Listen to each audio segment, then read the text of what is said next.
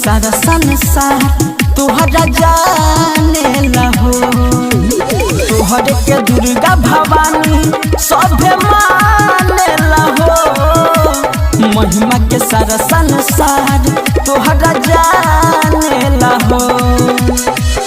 हमारो के फल अनमोल दाना हो। मूर्ति से माई तनी बोल दाना हो। बंद कइले आँख अपन खोल दाना हो। ए माई मूर्ति से माई तनी बोल दाना हो। बंद कइले आँख अपन खोल दाना हो।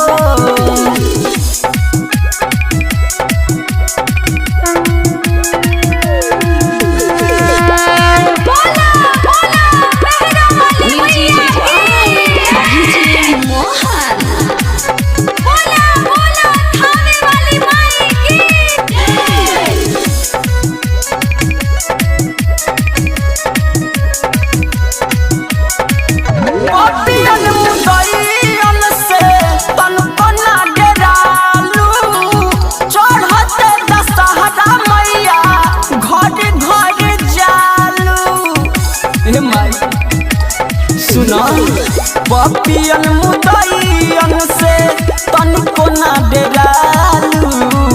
चढ़ते दशहरा मैया घरे घर जालू।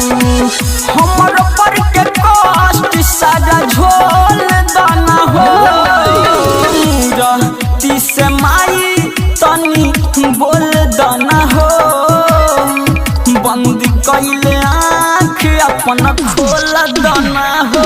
हे माई मूर्ति से माई तनी बोल दाना हो।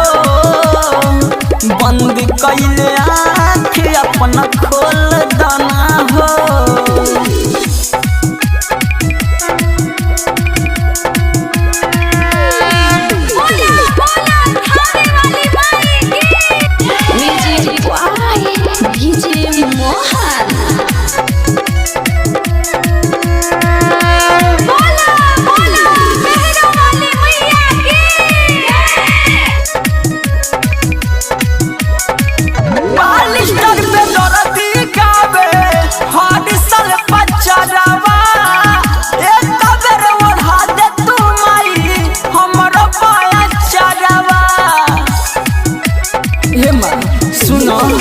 बालिस्टर बेदर्दी गावे हरिसल पचरवा।